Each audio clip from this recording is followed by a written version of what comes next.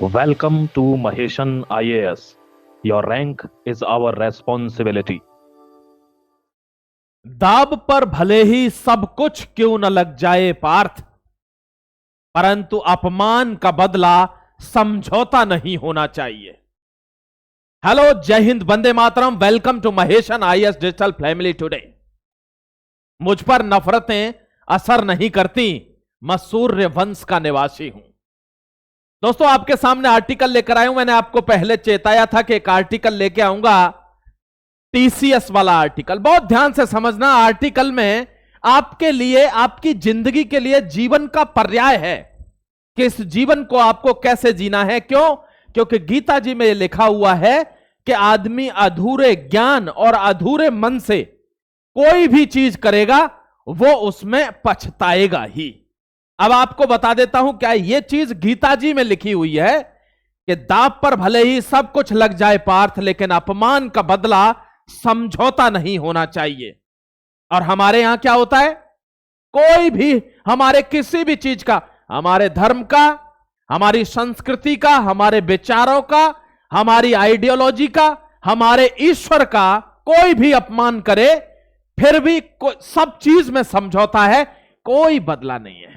और यही डोभाल साहब खड़े होकर कहते हैं कि हमको जगना होगा, हमको इतिहास से सीखना होगा। इतिहास ने हमको सबक दिया है कि हम क्यों हमारे मंदिर तोड़े गए, क्यों हम पछताए, क्यों हम गुलाम बने, और उससे हम नहीं सीखते हैं तो फिर से वही चीज दोहराई जाएगी। देखना जरा ध्यान से, यह एक जगह है, आपको दिख रही होगी, खंडोबा तेकाडी देवलाली कैंप। यह देवलाली महाराष्ट्र में है। यही वो कैंप है, काफी सुनसान रहता है, घूमने फिरने की जगह है। यहां आपको दो व्यक्ति बैठे हुए दिख रहे होंगे। ये इधर एक चेयर पड़ी हुई है, इस पर दो व्यक्ति, अगर आप देख पा रहे हैं तो। ये कौन है?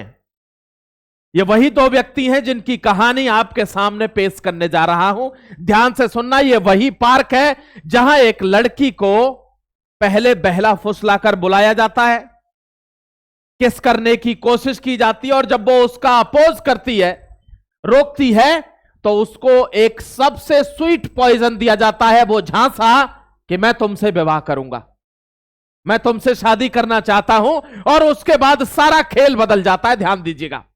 आज इस आर्टिकल में बात करूंगा इस आदमी की भी। आप जानते होंगे भली भांति, आधे लोग ट्विटर पर लिख रहे हैं कि इस व्यक्ति की वजह से ईरान ने भारत के जहाजों पर आक्रमण कर दिया, दिखाने के लिए। क्यों? क्योंकि इसके एक वीडियो पर ईरान की एम्बेसी ने ट्वीट किया कि हमको वो आदमी पसंद नहीं आया। क्यों? इसकी हकीकत खैर इसने बता दी है, लेकिन मैं और बता दूंगा आपको तो आपके पैरों के नीचे से जमीन निकल जाएगी कि ईरान क्या चीज है। यह मैं आपको खुलकर बताऊंगा। और एक अच्छी बात मेरे को क्या लगी, इन्होंने कहा कि ये जो तुम्हारी ये जो डायलॉग बाजी है ना कि गुस्ताखे नबी की एक ही सजा, ये व्यक्ति बोलता है कि मैं नहीं डरता इन सब चीजों से। ये तो इस चीज को बोलने के लिए करेज चाहिए। भारत में क्या है?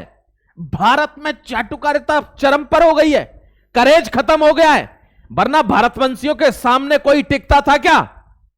प्रॉब्लम यही है मेरे भाई। तो बात इस पर भी करूंगा आज ईरान के बारे में। और एक चीज और आपको बता देता हूं कि इन्होंने अगला प्लान तैयार कर लिया है। दिस इज सुप्रीम लीडर, और इसी की अगुवाई में भारत के जहाजों पर हमला हुआ है। आज यह भी बता दूंगा कि भारत की क्या बातचीत हुई, और इन्होंने साफ मना कर दिया है दूसरी मीटिंग के लिए, सेकंड मीटिंग पीस टॉक के लिए इन्होंने मना कर दिया। आप देखिए, यह अमेरिका की बड़ी बेइज्जती है। वो इसको समझ रहा है कि जेडी वेंस यानी vice president of United states of America Pakistan में जाता है बात करने, और ईरान की तरफ से कोई भी बड़ा डेलीगेट वहां नहीं आया। कितनी बड़ी शर्मनाक बात है, शर्म की बात है। और टॉक फेल हो गई और दोबारा टॉक के लिए कह रहे हैं, तो टॉक के लिए मना कर दिया ईरान ने। और ट्रंप ने क्या धमकी दी है वो भी आपको बता दूंगा कि अगर ये टॉक फेल हुई तो दुनिया के नक्शे से तू हाय हाय चिल्लाएगा और पानी नहीं पी पाएगा, ऐसा कहा है ट्रंप ने। चलिए आगे बढ़ जाता हूं और आपको बताता हूं कि पाकिस्तान में बिजली गुल हो चुकी है। इसका सबसे बुरा असर किस पे पड़ रहा है? इस भिखारी पे, भिखमंगे पे। इस ईरान टॉक में वो चाह रहा था कि मैं इस टॉक को करवा दूं तो मुझे काफी प्रेज मिलेगी, और यकीनन मिलती इसको पूरे विश्व में। बिना कुछ कराए इसकी बहुत बड़ाई कर रहे हैं लोग। लेकिन चोर चोर मौसेरे भाई, कौन कर रहा है बढ़ाई? ईरान। और इन दोनों की बातचीत के चलते भारत पर आक्रमण किया गया है। पाकिस्तान में बिजली गुल हो चुकी है, तेल के दाम, कीमतें आसमान पर छू रही हैं, यानी उसका कोलैप्स क्लियर है, एकदम क्लियर है इसका कोलैप्स, इसका डाउन। समझ गए मेरे भाई? अब आर्टिकल आपको शुरू करूंगा, बहुत ध्यान से आर्टिकल को समझना कि जिस आर्टिकल के लिए हम यहां मौजूद हैं, यह सत्य सनातन की परंपरा है। बात मार्च 19 2026 की है। यह भारत के भगवे झंडे आपको दिख रहे होंगे, यह सनातन की पहचान है। और जो भारत में बैठे हैं दुर्दांत जो पाकिस्तानी, उनका एक ही लक्ष्य है कि इस झंडे को बदलकर इस टोपी में कन्वर्ट करना है। ऐसा बताया जा रहा है। किसमें? इस पूरे टीसीएस कांड में एसआईटी ने जांच की है, एनआईए की जांच चल रही है। एनआईए ने बहुत गजब गजब के तथ्य दिए हैं। आपको ऐसी इंफॉर्मेशन बताऊंगा कि आपके पैरों के नीचे जमीन निकलेगी और आप आगे के लिए सतर्क हो जाएंगे, ध्यान रखना। और यह किससे हो रहा है? व्हाट्सएप से हो रहा है। व्हाट्सएप से बहुत चिटचैट चल रही ना व्हाट्सएप पे आपकी। हमारे बगल में भी दो चार हैं हमारे बगल में, लेकिन उनको समझाया नहीं जा सकता। कहते हैं जब नाश मनुष्य पर छाता है पहले विवेक मर जाता है। बहुत ध्यान से समझिएगा मेरे प्यारे भाई। ये कौन है? ये है निदा खान। ये कौन है? ये है दानिश सैफी। ये सैफ अली। ये दो जो तौसाद। और ये कौन है? अंसार, यानी नूर अंसार रजा। ये वो मास्टरमाइंड हैं जिन्होंने पूरे इस पूरे प्लान को। अब देखिए एक चीज आपको बता देता हूं, लोग इसको समझ रहे हैं। आप आर्टिकल बन रहे हैं भाई, आप देखिए ना, कई सारे चैनल्स हैं एक पर्टिकुलर कम्युनिटी में, वहां आर्टिकल बन रहे हैं, भारत के फलाने वर्ग को फंसाने की कोशिश हो रही है। ऐसे ही तो मारे गए हम, इन्हीं चीजों में तो मारे गए हम। क्या तुम देख के किसी को पहचान सकते हो कि ये इतना बड़ा रैकेट चला रहे थे? नहीं पहचान सकते। अभी आगे दिखाऊंगा तो आंखें चौंधिया जाएंगी। आंखें चौंधिया जाएंगी कि अगर भारत की तरफ से हम न बोलें तो मीडिया तो कभी नहीं बोलेगी, क्योंकि वो तो पैसे पे जिंदा रहती है। ध्यान रखना मेरे भाई। ये देख लीजिए ये कौन सा काम है। यही है वो शाहीन जो लखनऊ से AK-47 और जो एक्सप्लोसिव मटेरियल मिला था अल फलाह यूनिवर्सिटी में, उससे इसके तार जोड़ते हैं। ये कौन बता रहा है? ये एनआईए बता रही है। इस एंगल की जांच हो रही है। ध्यान रखना ये शाहीन है जो जमाते मोमिनात चलाती है भारत के अंदर, जो जैसे मोहम्मद के लिए लड़कियों को भर्ती करते हैं आतंकवादी बनाने के लिए, ये वही लोग हैं। ये इनमें से ही एक उमर नाम का लड़का है जो कहां फटा था? लाल किले पर। यही है वो। अब ये लगाया जा रहा है क्या ये उस समय फरार हो गई थी, इसके साथ पकड़ी नहीं गई थी शाहीन के साथ? ये वही निदा खान है क्या? ये एंगल की जांच हो रही है क्योंकि इनके तार मिल रहे हैं। क्या ये कोई बहुत बड़ा गिरोह है? हां, एनआईए कहती है ये बहुत बड़ा रैकेट है और ये सिर्फ और सिर्फ पैसे के लिए चल रहा है। यानी पाकिस्तान आईएसआई इसको फंड कर रहा है और साफ तौर पर सबूत के तौर पर एफआईआर में लिखा हुआ है, जो इनका बयान है कि भारत में लड़कियों को गर्लफ्रेंड बनाया जाए, उनके साथ शारीरिक संबंध बनाए जाए, अपनी जनसंख्या को बढ़ाया जाए और इस तरीके से उनको बहला फुसलाकर कन्वर्ट किया जाए। अगर वो पहले ही कन्वर्ट हो जाती हैं तो अच्छा है, अगर वो नहीं होती हैं तो उनको गर्लफ्रेंड बनाकर, उनको झांसे में लाकर शादी करके बाद में उन पर मानसिक प्रेशर बनाकर उनको कन्वर्ट करना है। ये क्या है? अब इसके बारे में अगर उत्तर प्रदेश से एक चीफ मिनिस्टर बोल देता है कि यह लव जिहाद है तो लोगों के आग लग जाती है। क्यों? क्योंकि सच्चाई जो नहीं सुनता है, सच बहुत कड़वा होता है और जो सच ना सुने वो। ध्यान रखना। जय हिंद, वंदे मातरम। इस निदा खान का इससे जो है कनेक्शन निकाला जा रहा है। आगे बढ़ जाता हूं। देखिए भारत कुछ पिक्चर बनाता है, जैसे केरला स्टोरी करके पिक्चर बनी थी, फिर केरला स्टोरी 2 बनी, उसके बाद आपने देखा है धुरंधर बनी है, आपने देखा था कश्मीर फाइल्स बनी है। ये जब पिक्चरें बनती हैं तो एक विशेष वर्ग बाहर निकल कर आता है। कौन? मैं आपको एक वीडियो लगवाऊंगा इसी वाले आर्टिकल में, वो वीडियो देखना मत भूलना। वो वीडियो लगवाऊंगा उस टाइम का कि हिंदुस्तान पाकिस्तान पर जब पिक्चरें बनती थी, किसके टाइम पर? जब नसीरुद्दीन शाह रहा करता था, जब शाहरुख खान रहा करता था, तब आपको दिखाऊंगा। अगर धुरंधर उन लोगों ने बनाई होती तो ये कैसी बनती। ये वीडियो भी आप हमारा साथ दे रहा है। या सुना मैंने। हमारा यही भोलापन इस देश को ले डूबेगा।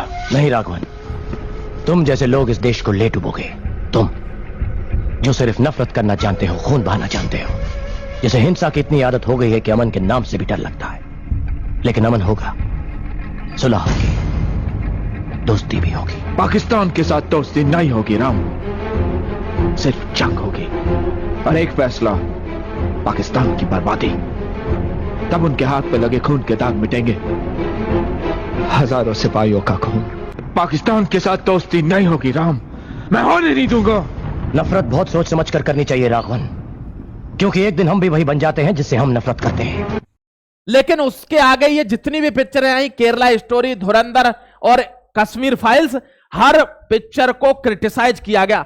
जर्मनी से सेफर्ड ने भी इसको क्रिटिसाइज किया भाव भाव करके, और इस क्रिटिसिज्म के द्वारा यह दिखाया गया कि यह पिक्चर जो है वो प्रोपेगेंडा है।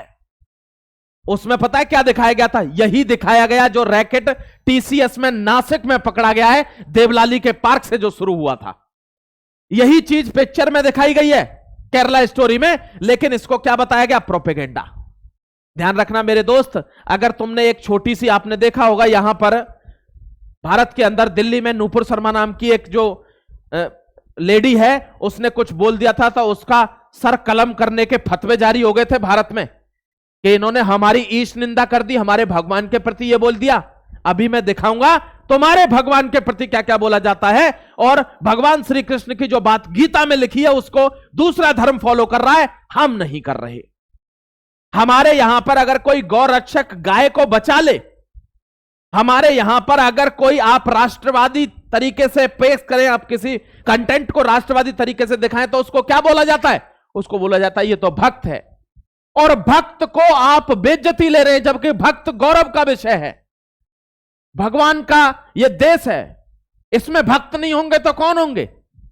इसमें राक्षसों का वास नहीं होगा, भक्तों का ही वास होगा। और इस बात पर गर्व कीजिए कि आप भगवे के भक्त हैं, आप भगवान श्री राम के वंशज हैं, गर्व करिए इस बात पर। यह देखिए, Amravati case, 180 girls, 350 video, the shocking truth behind love trap. यह एक लड़का है, इसका नाम है मोहम्मद आयाज। इसको अरेस्ट किया गया अमरावती महाराष्ट्र से। 180 लड़कियों को गर्लफ्रेंड बनाया है, अलग अलग तरीके से आपत्तिजनक फोटोज वीडियोस बनाए, उनका शारीरिक शोषण किया है, और बाद में उनको ब्लैकमेल करके यह हिजाब पहनाया गया है। आप सुप्रीम कोर्ट का अगर एक केस देख लेंगे ना, मैं किसी पर्टिकुलर वीडियो में आपको उस केस के बारे में वो कर दूंगा। 70,000 किडनैपिंग है, पता है किसकी? ये जो हल्ला मचाते हैं, जय भीम, हम हिंदू नहीं हैं, जय भीम जय मीम, इन्हीं की लड़कियां। जितने दलितों को मैनिपुलेट किया गया, उनको किडनैप किया गया, और बाद में भी ये एक स्पेशल परिधान में नजर आई हैं। भारत के लोग इसको समझेंगे नहीं, क्यों? क्योंकि जब भारत गुलाम हो रहा था, तब भी कुछ गद्दार थे जो पीछे से मुगलों के साथ मिले और भारत के पैरों में बेड़ियां डाल दी गुलामी की। जो उस समय भी राष्ट्रभक्त थे, उन्होंने अपने शीशों को कलम करवाया, लेकिन झुके, और उन्हीं की वजह से आज हम जिंदा हैं। ध्यान रखना, उन्हीं की वजह से आज हम अपने वजूद पर खड़े हैं, भारत की संस्कृति जिंदा है। क्योंकि सब लोग झुक गए होते तो आज सारे लिबरल बन के घूम रहे होते, सारे।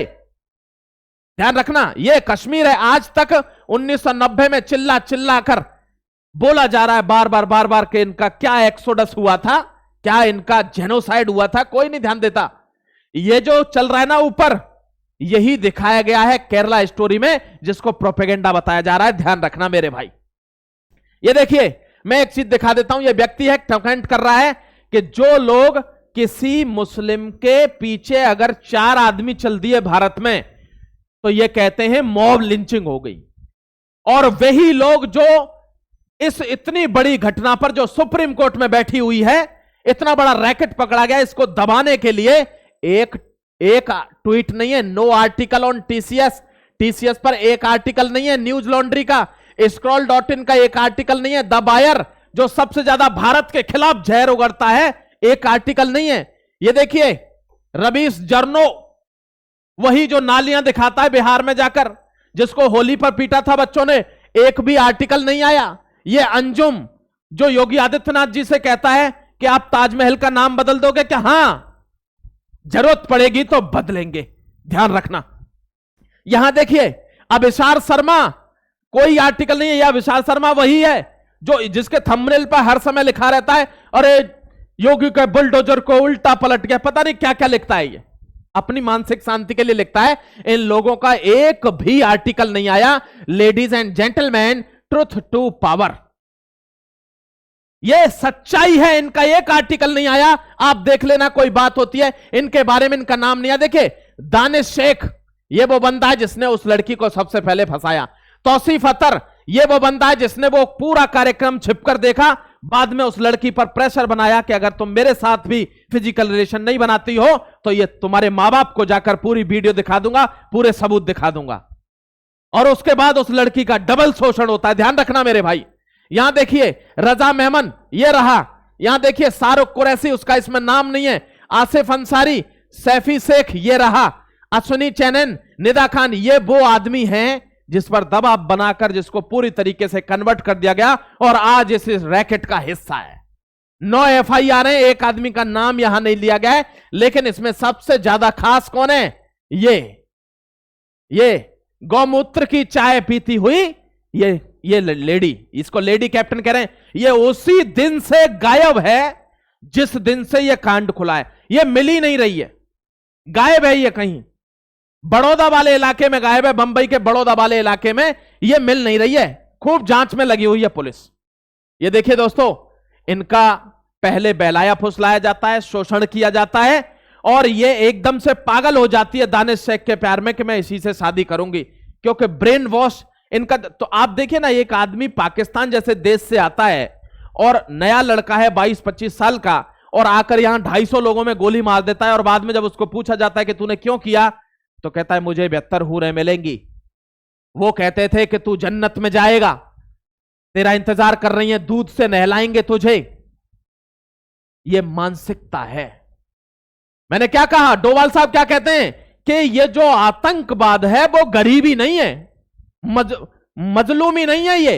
ये एक मानसिकता है, क्योंकि इसमें डॉक्टर भी है, इंजीनियर भी है, बड़े से बड़ा पढ़ा लिखा, और यहां तक कि पाकिस्तान के मंत्री और प्रधानमंत्री भी हैं। तो यह मानसिकता है आतंकवाद, ना कि यह गरीबी की मिसाल है कि कोई गरीब था, खाने के लिए रोटी नहीं था तो वो आतंकवादी बन गया पैसे के लिए। नहीं, यह आइडियोलॉजी है। आपके पास सब कुछ है, भाई है, बहन है, मां है, बाप है, अच्छा खासा घर है, पूरा खानदान है, खेती है, लेकिन आप फिर भी आतंकवादी बने। That is your mentality, your ideology, not the poverty. ध्यान रखिएगा। ये इनका उद्देश्य क्या, इस रैकेट का उद्देश्य क्या है? पहले जो निदा खान नाम की लड़की एक व्हाट्सएप ग्रुप बनाती है, पहले जो भी रिक्रूटमेंट होता है उस व्हाट्सएप ग्रुप में कुछ अश्लील मैसेज भेजे जाते हैं, डबल मीनिंग वाले। अब उन डबल मीनिंग पे आपने देखा होगा जेनजी जनरेशन कितना ज्यादा मजा लेती है। तो उसमें जो लोग रिएक्ट करते हैं, ओ वाह ऐसा क्या, हा हा ही हो, ये सब करते हैं, उनको ये पहचान जाते हैं कि इनको बहुत आसानी से अपनी तरफ किया जा सकता है, कन्वर्ट हो जाएंगे ये थोड़े से ब्रेन वॉश करने पर। जो उसमें रिएक्ट नहीं करते हैं, जो उससे थोड़ा सा अवॉइड करते हैं या वहां से ग्रुप लेफ्ट करके छोड़ जाते हैं, ये उनके टारगेट होते हैं कि ये इतनी जल्दी नहीं बदलेगा, औरों को भी रोकेगा, इसको पहले टारगेट करो, दबाव बनाओ, ट्रिपल काम दो इसको, जिससे ये खुद ही छोड़ के चला जाए, इसको हमारे बीच में ना आए, इस पूरे मुहिम के बीच में। तो जो लोग रिएक्ट करते हैं उनको ये बुलाते हैं, पहले सबसे पहले ये नजदीकी बढ़ाते हैं और फिजिकल रिलेशन बनाकर उसका वीडियो बना लेते हैं, फोटोज बना लेते हैं, और फिर प्रेशराइज करके उनको कन्वर्ट करते हैं। जब ये प्रेशर में आती हैं तो पहले इनको ये दिखाया जाता है कि देखो तुम कितनी खूबसूरत लग रही हो, भारत में तुम हिंदू धर्म को फॉलो करती हो, इसीलिए तुम्हारे बलात्कार हो रहे हैं, क्योंकि तुम कपड़े नहीं पहन रही हो, हिजाब नहीं लगा रही हो। तुम हिजाब कपड़ा है, चाहे पूरे कपड़े पहनो, लेकिन तुमने अगर ये नकाब नहीं लगाया है तो तुम्हारा बलात्कार हो सकता है, ऐसा कहना है इन लोगों का। यहां पहले इसको यह सिखाया जाता है कि पहले तुम छिप छिप के पहनो, देखो अच्छी लगोगी, और उसके बाद क्या होगा, पहले नमाज अपने यहां पर पढ़वाते हैं और फिर कहते हैं घर में कमरा बंद करके नमाज शुरू करो, तुमको अच्छा लगने लगेगा, असली भगवान तुमको समझ में आएगा क्या है। हमारे भगवानों के बारे में जो कहा वो भी बताऊंगा, और जब तुमको लगे कि हाँ अब मैं सहज महसूस कर रही हूं, कंफर्टेबल हो गई हूं, तो फिर बाहर भी बुर्का और नकाब लगाकर निकलो, बाहर भी बुर्का और नकाब लगाकर निकलो। क्यों? क्योंकि तुमसे मेरे फिजिकल रिलेशन हो गए, अगर तुम नहीं निकलोगी तो ये फोटो दिखा दूंगा। लड़की का करियर भी गया, मानसिक प्रताड़ना भी हो गई, शारीरिक प्रताड़ना भी हो गई, हर चीज से वो मारी गई, खत्म हो गई, तो उसके पास क्या बचता है? वही मुफलिसी मजलूमी की जिंदगी जिसमें वो अपने आप को कन्वर्ट करके अपनी जिंदगी को तबाह कर देती है। ये रैकेट है, ये एक दो आदमी के लिए नहीं है। देखिए ये है एफआईआर नंबर, ये संहिता कौन सी लगी है? बीएनएस भारतीय न्याय संहिता 69 75 299 3 क्लॉज 5। आपको सारी रिपोर्ट दिखा रहा हूं। देखिए यहां पर क्या है, सबसे पहले फरवरी 2026 में जब हमारे ऑफिस में थी तब तौसीफ अत्तार हमारे पास आया और बोला कि उसने भी रामायण महाभारत पढ़ी है। श्री कृष्ण ने 16,000 औरतों से शादी की थी, इस आधार पर स्त्री लंपट थे यानी वुमेनाइजर थे। क्या आपके धर्म में शंकर भगवान को यह जानकारी नहीं थी कि गणेश पार्वती का बेटा है या नहीं? ये तो ईश निंदा हो गई। लेकिन हम तो सहिष्णु बन के बैठे रहेंगे ना। यहां देखिए उसी दिन फिर जब मैं यहां ऐसे शब्द हैं जिनको मैं बोल भी नहीं सकता बोर्ड पे, उसने राम और सीता के वनवास के बारे में कहा कि जब राम सीता जंगल में थे उन्होंने निश्चित रूप से मांसाहार किया होगा, केवल कंदमूल पर खाकर कोई जीवित नहीं रह सकता। अबे उल्लू के पट्टे, लोग बीगन हैं आज की तारीख में भी। वो तो फिर भी क्या था, वो तो फिर भी द्वापर सतयुग और त्रेता की बातें थी। आज कलयुग में लोग बीगन हैं। दूध, मांस, मछली, अंडा, यहां तक कि अन्न भी नहीं खा रहे और वो भी शतायु होकर जा रहे हैं। शतायु गधो, अगर तुम में इतनी जानकारी होती तो बात ही क्या थी। जब मैंने उसके बयान के आधार पर पूछा, अपने इस्लाम धर्म करने और हिंदू अवमूल्य करने के इरादे को करो, जवान ने कहा कि दिखाई नहीं देता, वही सच्चा भगवान होता है। जैसे इस्लाम धर्म में भगवान दिखाई नहीं देता, यानी वही सच्चा भगवान है जो दिखाई नहीं देता, जैसे हमारे यहां दिखाई नहीं देता। समझ गए? ये क्या है? ये कन्वर्जन के तरीके बता रहा हूं आपको। यहां देखिए, तुम्हारे धर्म में बुर्का नहीं पहनते इसलिए उन पर रेप होते हैं। एक कहावत है इंग्लिश की कि 1000 times repeating a lie ultimately becomes the truth. आप 1000 बार एक झूठ को किसी आदमी को प्रेशराइज करके डेली सुनाओ, वो सच लगने लगेगा। जैसे एक षड्यंत्रकारी पत्नी हर दिन अपने पति से मिलेगी, हर दिन अपनी सास की बुराई करे, अपने देवर की बुराई करे, अपनी ननद की बुराई करे, अपने ससुर की बुराई करे, या किसी भी पर्टिकुलर आदमी की बुराई करे, और वो लगातार ऐसा 2-3 महीने तक करती है, तो पति का माइंड बदल जाता है और उस घर में दीवार लग जाती है, कलह हो जाती है। ये ध्यान रखना, ये वही पैटर्न है। तौसीफ फिर मेरे पास आया, हमारे हिंदू धर्म देवी देवताओं के बारे में आपत्तिजनक बोलने लगा। ब्रह्मा अपनी ही बेटी का बलात्कारी है, ये शब्द हमारे भगवान के प्रति, और हमारा धर्म सहिष्णु बन के बैठा है। जबकि भगवान श्री कृष्ण क्या कहते हैं गीता में कि पार्थ दाव पे चाहे सब कुछ लग जाए, अपमान का बदला समझौता नहीं होना चाहिए, ऐसा गीता जी कहती है। ये देखिए, इस शकल को देखकर आपको लगता है कि ये देश के गद्दार हैं, ये देश में रैकेट चला रहे हैं? नहीं लगता होगा ना। ये देखिए, इसको देख के आपको लगता है क्या ये शाहीन के साथ मिलकर किसी बम कांड को इल्जाम दे सकती है? नहीं लगता होगा। इसके पास अनगिनत बार उस लड़की ने 78 ईमेल्स पढ़े हैं। इसके पास 78 ईमेल्स आए इसके पास, इसके साथी के पास, कि हमारे साथ गलत हो रहा है, हम पर दबाव बनाया जा रहा है, हमको डबल काम दिया जा रहा है, हमको धर्मांतरण की कोशिश की जा रही है। मैं आपको बता नहीं सकता हूं सारी चीजें। उसके थाइस पर, उसके चेस्ट पर, उसके शोल्डर पर, पेट पर गलत तरीके से टच किया जा रहा है हर दिन। क्या गुजरती होगी एक लड़की पर? क्योंकि उसका तो मान सम्मान ही उसका अपना शरीर है। क्या गुजरती होगी किसी पर? ऐसे एनवायरमेंट में डेली काम करने से, जाने से डरती होंगी लड़कियां, और उस पर कई दिनों तक यह होता रहा। यह एक महिला होने के नाते महिला के साथ गद्दारी करके सारे ईमेल इसने कूड़ेदान में फेंक दिए, डस्टबिन में फेंक दिए। कभी उस पर कोई एक्शन नहीं हुआ। क्या इनको देखकर क्या आपको लग रहा है क्या ये इतना बड़ा रैकेट चला रहे होंगे? अब एनआईए किस चीज की जांच कर रही है जानते हो?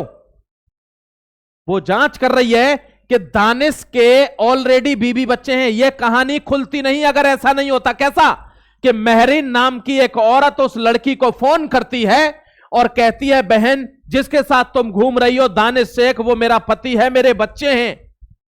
उसको विश्वास नहीं हुआ और बाद में वो उसके घर वालों को सबूत देती है। वो सबूत देखकर लड़की को समझ में आता है कि मेरा शोषण हो रहा है। और अगर वो लड़की वहां नहीं जाती तो कभी ये भेद खुलता नहीं, कन्वर्जन चलता रहता। ये रैकेट सिर्फ एक कंपनी में नहीं, आप लेंस कार्ट को देख लीजिए, उसके ऐड को देख लीजिए, वहां औरतें साड़ी उल्टे सीधे तरीके से पहन के आ रही हैं, ना बिंदी है, ना मांग में सिंदूर है, ना कोई श्रृंगार है। लड़की को लड़का बनाकर पेश किया जा रहा है। देखिए ना आप, ये सारी चीजें, ये पैटर्न है। एनआईए ने क्या कहा है? ये पैटर्न है, ये अचानक से हुई चीज नहीं है। और ये पैटर्न कई सालों से चल रहा है कि एक ग्रुप है 6, 7, 8, 9 आदमियों का, वो नए लोगों को आकर पहले आइडेंटिफाई करता है व्हाट्सएप के द्वारा, और जब लगता है कि ये इजीली कन्वर्टेड है, ये नहीं है, तो उनको अलग अलग ग्रुप्स में सेपरेट कर देता है, उनको कम काम देता है, उनके साथ ज्यादा बैठता है, क्योंकि उनको ब्रेन वॉश करके कन्वर्ट करना है, और इनके ऊपर प्रेशराइज करके, दबाव बना के, शारीरिक शोषण करके, मेंटल हरासमेंट करके इनको वो लंबे समय में कन्वर्ट करता है। सोल मोटो कन्वर्जन ही है। ठीक है, ये आपको ध्यान रखना मेरे प्यारे भाई। एक चीज और देख लीजिए, 13 करोड़ का भारत की सरकार 13 करोड़ का अपना इंश्योरेंस प्रोवाइड कर रही है। उसने कहा है हॉर्मुज पर अटैक हो रहा है, कंपनियां बहुत ज्यादा पैसा मांग रही हैं इंश्योरेंस के लिए, हमें कंपनियों पर डिपेंड नहीं रहना, आप अपने जो जहाज हैं उनको लेके आइए। 13,000 करोड़ का कंपनी को जो इंश्योरेंस है वो भारत सरकार देगी। ये भारत की गवर्नमेंट कर रही है कि कोई जहाज वाली कंपनी डरे नहीं और माल लाने से बंद ना हो। सरकार को तो करना पड़ेगा भाई। आप देखिए ना, 49 दिन हो गए, कीमतें बढ़ने के कगार पर, हर चीज कीमत बढ़ने के कगार पर आ रही है। लेकिन मैं एक बात कहना चाहूंगा टीसीएस वाली घटना को लेकर, कि आज की जो जनरेशन है उसको माता पिता बहुत गलत तरीके से पाल रहे हैं। वे संस्कारहीन, वे बिल्कुल धर्महीन तरीके से आगे अपनी शिक्षा लेते जा रहे हैं, और यही कारण है कि उन्हें कोई भी टुच्चा मुच्चा आदमी डेविएट करके दूसरे डायरेक्शन में भटका दे रहा है, और वो उसमें आजादी समझ रहे हैं। बड़ी विडंबना है इस देश के अंदर कि जो आजादी है उसको गुलामी समझते हैं, और जो गुलामी है वो उनके लिए आजादी का पर्याय बन चुका है। ये आपको समझना होगा। गीता जी का एक श्लोक है, इसको आपको पढ़ने को दे रहा हूं, इसका अर्थ नीचे कमेंट सेक्शन में लिखना अगर आपको मिलता है तो। नहीं ज्ञानेन सदृशम पवित्रमिहि विद्यते।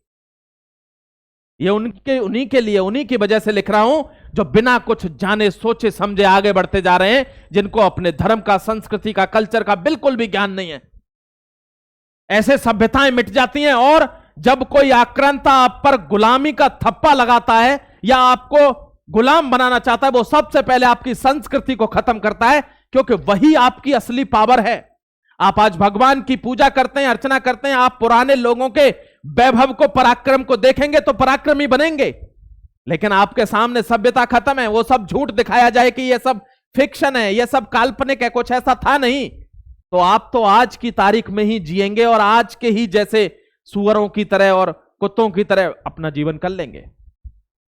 अगर आर्टिकल आपको समझ में आया, को सीख देता है, तो महेशन को सब्सक्राइब करके जुड़ जाना। मैं फिर मिलता हूं एक और नए आर्टिकल में। तब तक के लिए जय हिंद, वंदे मातरम, गॉड ब्लेस यू।